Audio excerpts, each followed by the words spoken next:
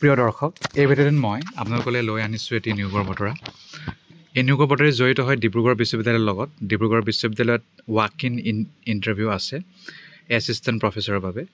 Assistant প্ৰফেচৰৰ interview 22 August, তাৰ মানে শুক্ৰবাৰে 11 বজাত হ'ব, ভোজৰাজ ছেট কনফাৰেঞ্চ হল। আৰু অফিচটো হৈছে ভাইচ চেঞ্চেলৰ অফিচ, ডিব্ৰুগড় বিশ্ববিদ্যালয়। এটা পদ খালী এছিষ্টেণ্ট প্ৰফেচৰ, খালী কণ্ট্ৰেকচুৱেল হয়। সেয়া হ'ব ডিপাৰ্টমেণ্ট অফ ইকনমিক্স, তাৰমানে ইকনমিক্সৰ এছিষ্টেণ্ট প্ৰফেচৰ কণ্ট্ৰেকচুৱেল এটা পদ খালী। আৰু দিনৰ 11টা বজাত আপোনালোকে যাব, 22 আগষ্ট তাৰিখে যাব, শুক্ৰবাৰে যাব, কণ্ট্ৰেকচুৱেল বেচিছত হ'ব। আৰু ক'ত হ'ব? ভোজৰাজ ছেট কনফাৰেঞ্চ হল। মাষ্টাৰ ডিগ্ৰী লাগিব আপোনাৰ ইকনমিক্সত আৰু 55% লাগিব। আৰু নতুবা ইয়াৰ সমপৰ্যায়ৰ যদি গ্ৰেড আছে তেতিয়াও হ'ব। আৰু নাই নেট, নাই স্লেট, নাই ছেট, নহ'লে PhD থাকিলেও হ'ব। কিন্তু নেটটো মাষ্ট হয়, PhDটো নাথাকিলেও হ'ব। আৰু যদি PhD থাকে ভাল কথা।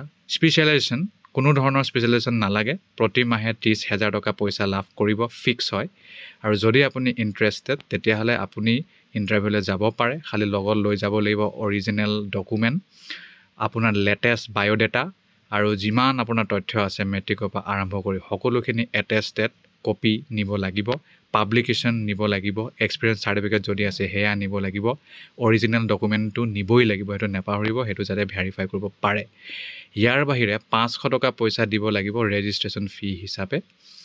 আৰু TA দিয়ে নিদিয়ে, 1 ঘণ্টাৰ আগত আপুনি কিন্তু গৈ পাবই লাগিব য'ত ইণ্টাৰভিউ হ'ব তাত।